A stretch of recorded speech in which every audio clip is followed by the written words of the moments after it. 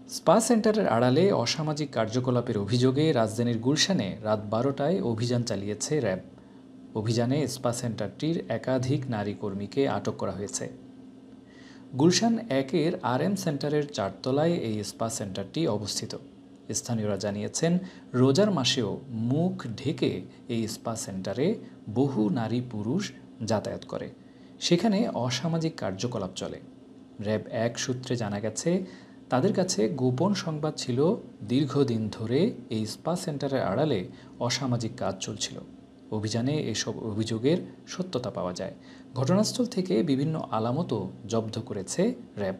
এছাড়া সেখান থেকে অসামাজিক কার্যকলাপে জড়িত একাধিক নারী কর্মীকে আটক করেছে র্যাব। আরও জানা গেছে, আটক নারী কর্মীদের বিরুদ্ধে আইনি প্রক্রিয়া গ্রহণ করার জন্য তাদের র্যাব ১-এর গাড়িতে করে নিয়ে যাওয়া হয়েছে। ঘটনাস্থলে অভিযান চলমান রয়েছে। অভিযান শেষে র্যাবের পক্ষ থেকে বিস্তারিত তথ্য জানানো হবে।